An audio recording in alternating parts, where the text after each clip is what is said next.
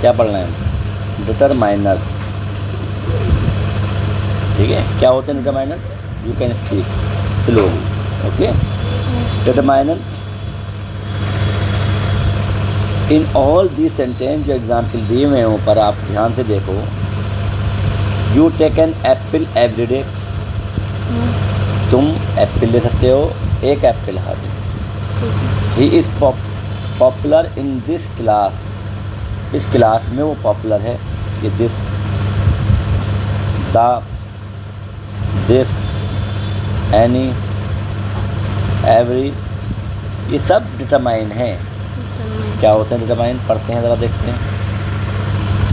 In all these sentences the word in italic type indicate that a noun is going to be used. इसी sentence में जो भी words italic लिखे हुए, टेढ़े लिखे हुए, जैसे ईच है, ये क्या है? ईच इटैलिक लिखा हुआ है। जैसे कि दिस लिखा हुआ है, इटैलिक लिखा हुआ है। ये वर्ड्स डिटरमाइन करते हैं पोजीशन को और इंडिकेट दिखाते हैं कि noun is going to be use, noun use हो रहा है। ये डिटरमाइन निश्चित कंफर्म करते हैं, पोजीशन बताते हैं नाउन की। इसलिए क्या कहते हैं? डिटरमाइनर कहते हैं। क्या कहते हैं? Such words are called determiner. ऐसे वर्ड्स डिटरमाइनर कहलाते हैं। आते हैं आगे डिटरमाइनर्स के काइंड्स ऑफ डिटरमाइनर्स। डिटरमाइनर कितने टाइप के होते हैं, कितने काइंड्स के होते हैं, कितने प्रकार के होते हैं? 1 है आर्टिकल, 2 है डेमोस्ट्रेटिव हो गया, पसेसिव हो गया, न्यूमेरिकल हो गया, क्वांटिटेटिव हो गया, WH वर्ड्स हो गया। पहले आर्टिकल के बारे में पढ़ते हैं। आर्टिकल आप बहुत पहले कई बार पढ़ चुके हैं। ए एन द आर्टिकल, ये भी 2 टाइप के होते हैं, डेफिनेट और इनडेफिनेट। यही पढ़ेंगे। आर्टिकल एक ये बताता है कि वो चीज़ एक है, यूनिक है या अलग है। इस तरह का आर्टिकल, डिटरमाइनर को आर्टिकल कहा जाता है। डेमोस्ट्रेटर में क्या होता है? डेमो होता है। डेमो आप जानते हो, डेमो माने क्या होता है? किसी चीज़ को दिखाना, किसी चीज़ को शो कराना, डेमो करना। तो डेमो करते वक्त हम किसका यूज़ करते हैं? वर्ड का। दिस, ये है, वो है, वह हैं, उधर हैं। तो ये दिस, दैट, दिस, दोस क्या कहलाएगा? डेमोस्ट्रेशन कहलाएगा। तो इस टाइप के डिटरमाइनर्स को क्या कहा जाएगा? डेमोस्ट्रेटिव डिटरमाइनर्स कहलाएगा। नंबर 3 पे आते हैं। नंबर 3 क्या है? पसेसिव। पसेसिव प्रोनाउन की पसेसिव फॉर्म होती है। प्रोनाउन आपको बढ़ाया था मैंने उस दिन, क्या बढ़ाया था प्रोनाउन? सब्जेक्टिव था, ऑब्जेक्टिव था, पसेसिव है, और क्या होता है? रिफ्लेक्सिव होता है। क्या होता है? इसकी बात करें। सब्जेक्टिव रूम में आई 3 टाइप के होते हैं, first, second, third person. I, you और my. Third person he, she, it, they. He, she, it, they. Objective form में इनके नाम बदल जाते हैं। आई का मी हो जाता है, वी का अस हो जाता है, यू का यू ही रहता है, शी का हर हो जाता है और हिम हो जाता है। पसेसिव क्या है यहाँ पर समझते हैं। पसेसिव वर्ड यहीं पर आ गया।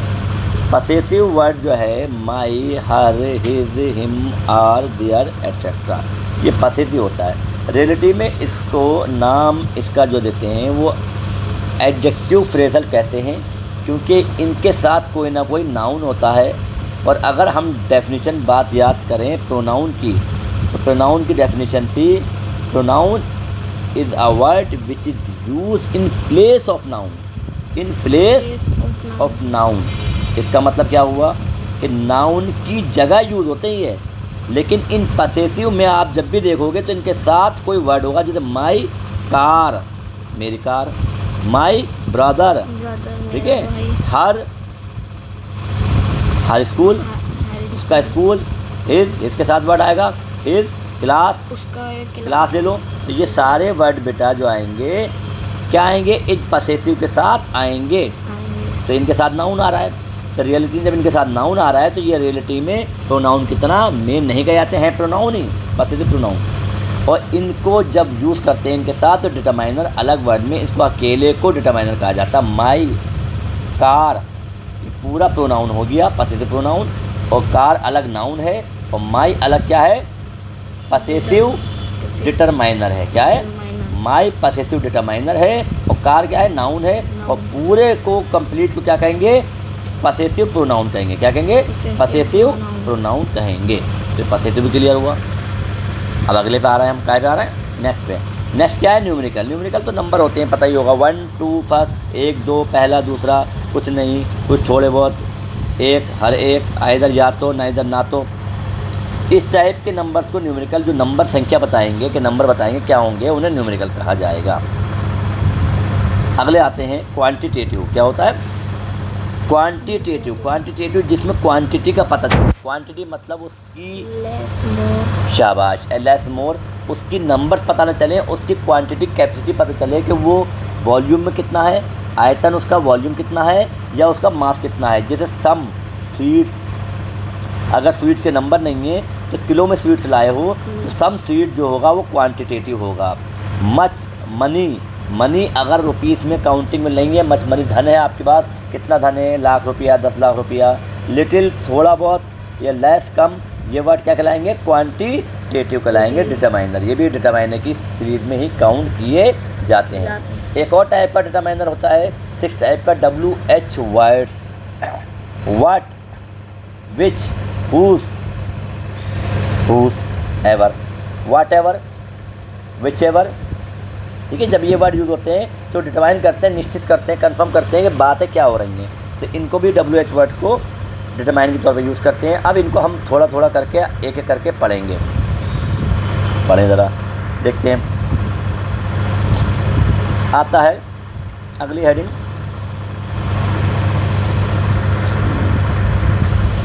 Use of article. पहले हम देखते हैं अगली हेडिंग, पहली हेडिंग है यूज़ ऑफ आर्टिकल। आर्टिकल का यूज़ कहाँ करते हैं, ANNR इंडेफिनिट आर्टिकल है। एक वर्ड आया नया, इनडेफिनिट। क्या मतलब होता है इसका भाई? इनडेफिनिट का मतलब होता है जो डेफिनिट ना हो। अब डेफिनिट मतलब कंफर्म ना हो।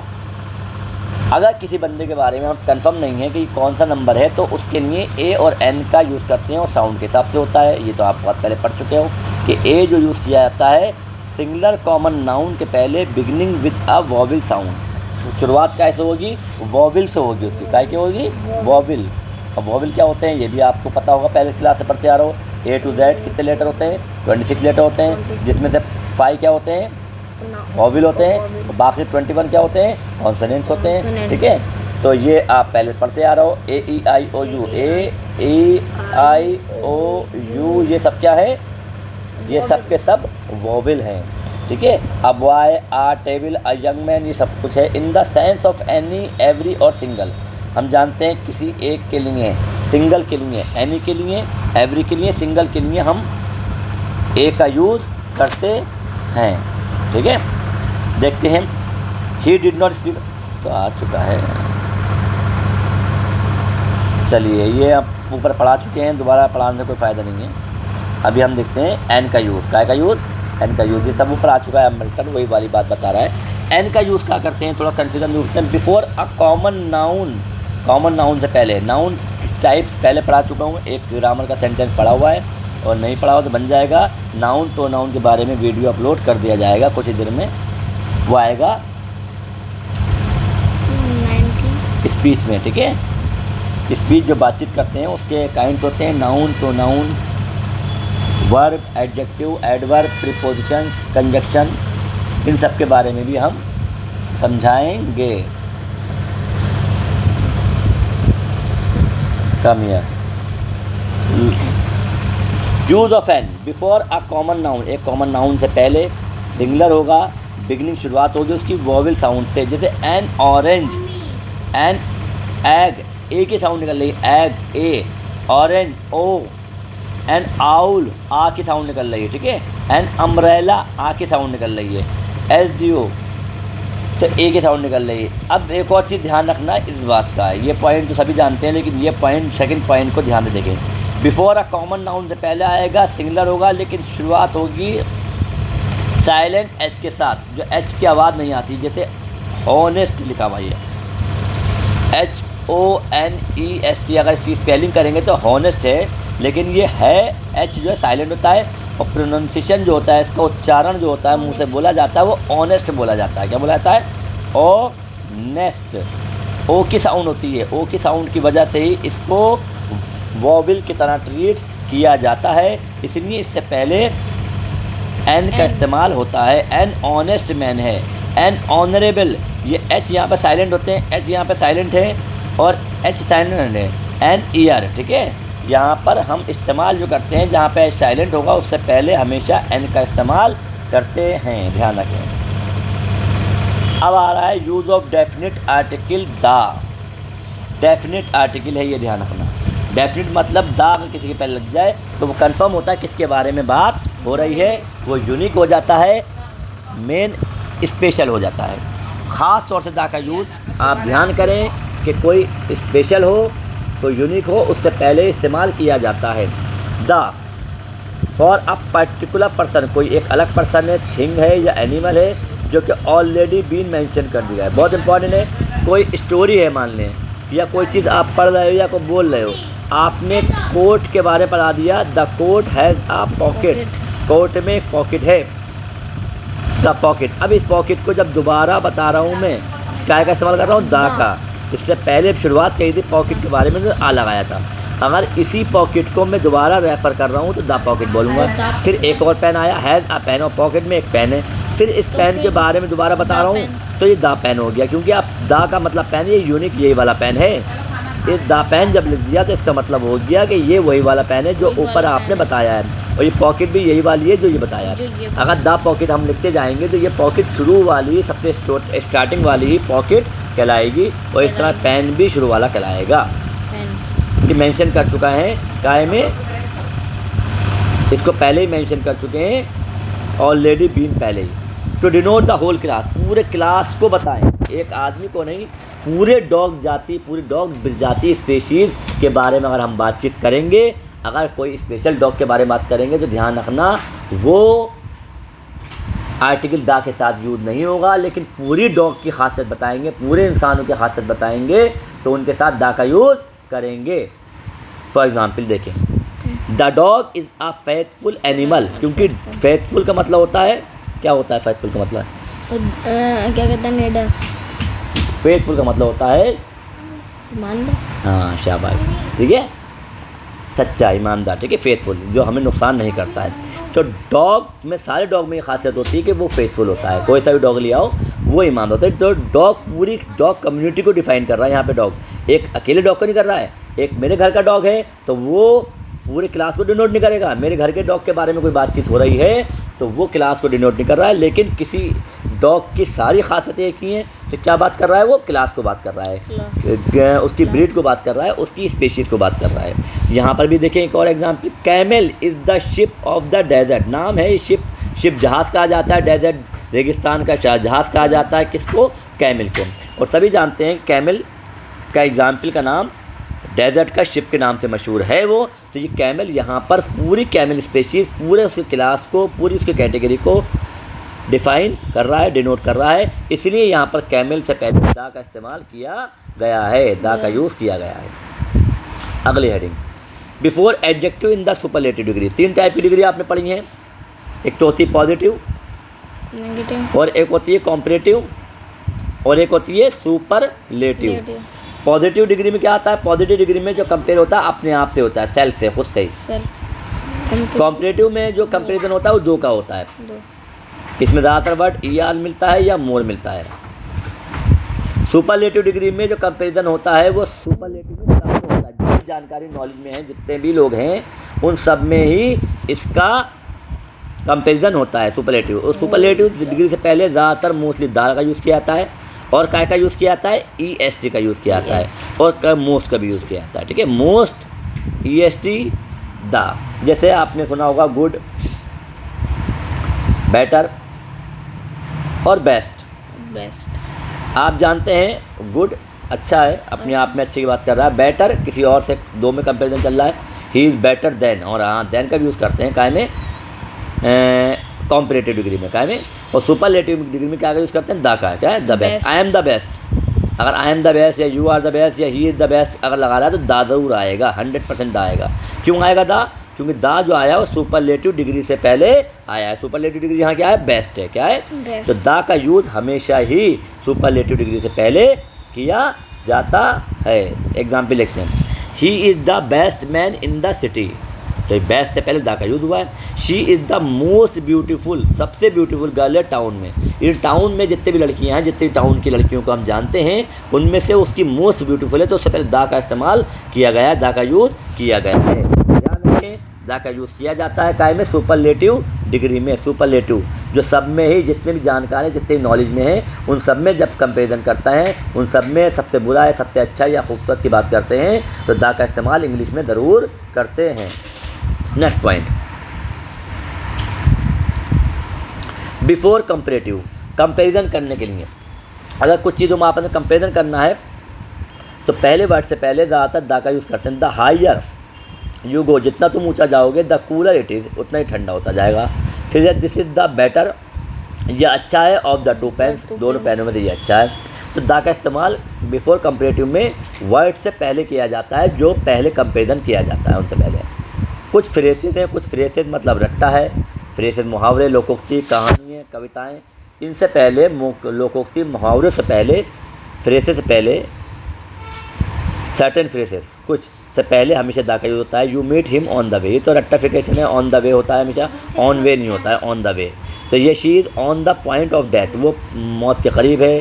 She you meet him on the way, तुम उससे रास्ते में मिले, तो हमेशा ही ऑन द वे लगाता है। ये किताब में लिखा होता है, आपकी लॉन्च में आ जाता है, इसमें कोई ज़्यादा बदल नहीं। Rajan will win in the long run, in the long run, the long run race के बारे में बात कर रहा है। इन द रॉन्ग गलत है। ऑन द डिक्रीज कमी हो गई, crime is on the decrease, crime क्या कमी की ओर है। On the whole the scheme is good, पूरी स्कीम क्या है, गुड है। तो ये पूरे फ्रेसेस हैं, उपवाक्य हैं, को वो लोकोक्तियाँ, कहावतें हैं, स्टेटमेंट्स हैं छोटी छोटी। इनसे पहले तो ये रट्टाफिकेशन वाले पॉइंट है, इनसे पहले हमेशा ही यूज़ हम दा का करेंगे। ये तो नॉलेज और प्रैक्टिस पे काम करते हैं। एक और आते हैं, before words indicating number, weight and measure. अगर कोई नंबर है, कोई वेट है, कोई मीज़र है, तो उससे पहले दा का इस्तेमाल किया जाता है। Cloth is sold by the metre, cloth कैसे बिक रहा है, मीटर से बिक रहा है। Orange are sold by the dozen, orange जो बिक रहा है बाय द। आपने देखा होगा बाय के बाद दा का इस्तेमाल बहुत होता है, किताबें पढ़ते हो तो आपको रीडिंग करते वक्त आपको याद आता होगा कि by the metre, by the dozen आता है, तो वहाँ पर भी दा की प्रैक्टिस की जाती है। और next point, before words denoting well known historical events. Before words उन वर्ड से पहले जो डिनोट करेंगे, शो कराएंगे, वेल नोन जो हम अच्छी तरह जानते हैं, हिस्टोरिकल इवेंट हिस्ट्री की घटनाएं, जो हिस्ट्री में इवेंट्स हो चुकी हैं, जो पास्ट में गुजरे ज़माने में इवेंट्स हो चुकी हैं, तो उससे पहले कोई स्पेशल, कोई अलग टाइप की इवेंट्स है तो उससे पहले दा का इस्तेमाल किया जाता है। द फ्रेंच रिवोल्यूशन, जो फ्रेंच क्रांतिकारी है, क्रांति हुई थी, क्रांति मतलब फ्रांस को बदलने के लिए, फ्रांस की बदलाव जब हुआ, फ्रांस में ऑटोक्रेसी थी, उसको बदलने के लिए, डेमोक्रेसी के लिए जब हमने उस पर रिवोल्यूशन करा, तो उसको फ्रांस को, उस रिवोल्यूशन को नाम दिया गया द फ्रेंच रिवोल्यूशन, क्योंकि वो यूनिक थी, स्पेशल थी। और ज़्यादातर मैंने कहा था शुरू में ही कि स्पेशल और यूनिक से पहले ही दा का यूज़ किया जाता है। द पार्टीशन ऑफ इंडिया, जब इंडिया आज़ाद हुआ तो दो हिस्सों में टूट गया था, तो वो दो हिस्सों में टूट गया था, तो द पार्टीशन ऑफ इंडिया है, बिल्कुल यूनिक कहाँ है, अलग है। The liberation of Bangladesh, liberation में आज़ादी होती है, बांग्लादेश की आज़ादी जब मिली थी 1971 में, जो पार्टीशन हुआ है 47 में हुआ है, फ्रेंच रिवोल्यूशन 1800 के आसपास हुआ है। तो ये सब जो रिवोल्यूशन हुए हैं, जो इवेंट्स हुई हैं, इनसे पहले दा का इस्तेमाल किया जाता है, क्योंकि ये अपने आप में यूनिक हैं, और यूनिक है तो इनके पहले दा का इस्तेमाल करना जायज़ है।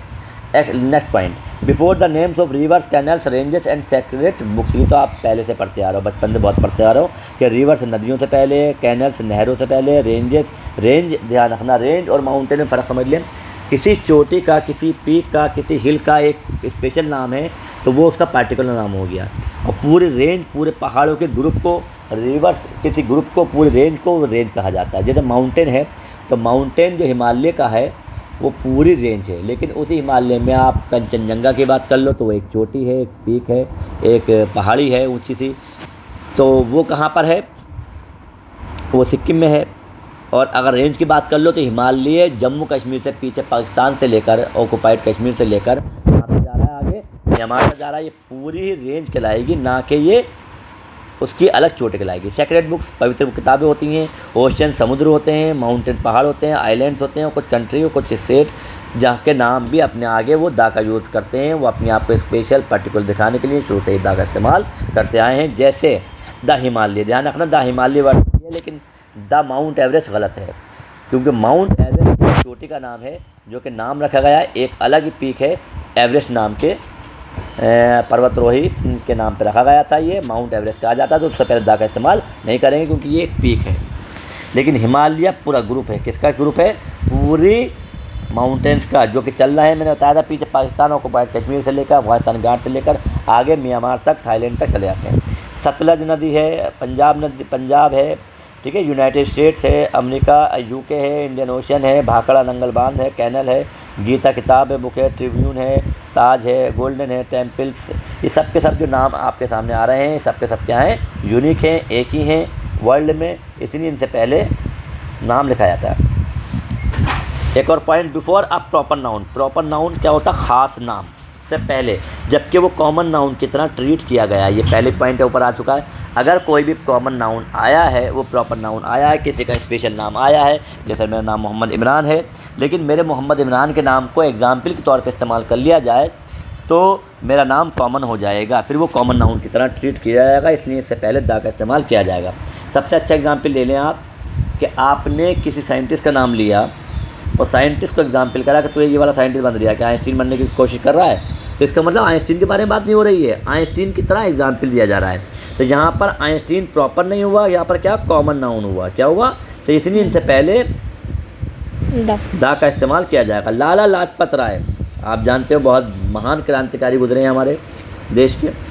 1927 में इन्होंने देश के लिए डंडे खाए थे, चोटें लगी, अंग्रेज़ों ने इनको go back, go Simon back के नारे लगाए थे, जिसमें इनके चोटें काफ़ी लगी थी और इनकी मौत हो गई थी। इनकी मौत का बदला लेने के लिए ही भगत सिंह ने कुछ क्रांतिकारी कदम उठाए थे, जिसके ज़रिए उनको फांसी मिली थी। तो बहुत महान नाम है। लाला लाजपत राय को कहा जाता है the lion of the Punjab, Kalidas is called the Shakespeare of India. तो ये दा का जो इस्तेमाल किया गया है उनको यूनिक दिखाने के लिए किया गया है, ठीक है। The best, Gandhi ji is the father having the quality of the nation. The भी नेशन आया, द फादर आया। The beast in man sometimes over the angel in him, is the star of the family. ये सब example हैं जहाँ पर proper noun को common noun की तरह इस्तेमाल किया गया है। 10 point, to give superlative force to noun. अगर नाउन को बहुत ज़्यादा जोर लगाया जाए, सुपरलेटिव फोर्स तो उससे पहले भी दा का यूज़ किया जाता है। ही इज़ द प्रोफेसर, तो प्रोफेसर दा लगाने का मतलब यहाँ पर प्रोफेसर को बहुत ज़्यादा जोर दिया जा रहा है कि वो प्रोफेसर है, अच्छा प्रोफेसर है। दा का यूज़ अगर आपने कहीं भी कॉमन नाउन से पहले कर दिया है और ज़बरदस्ती करा है तो वहाँ पर उस चीज़ पर जोर दिया जा रहा है। He is the hero of the home, वो अपने घर का हीरो है। इसका मतलब वो घर में ऐसे काम करता है कि घर वाले सब उसको हीरो मानते हैं। तो यहाँ पे द हीरो से लगाने से पहले का मतलब है बेस्ट है, वो अपने घर में सब काम में बेस्ट है। ही इज़ द प्रोफेसर, इसका मतलब वो जितने प्रोफेसर जानते हैं उनमें सब में बेस्ट है। तो दा अगर किसी कॉमन जगह पे यूज़ हो जाए नाम से तो आप समझ जाओगे कि वो उस काम में सुपरलेटिव है, इसीलिए यूनिक है, इसीलिए उससे पहले दा का इस्तेमाल किया गया है। मेरे हिसाब से वीडियो बहुत बड़ा हो गया है और मैं इसको अब थोड़ा सा बाद में बनाऊंगा, काफ़ी कुछ है, ठीक है।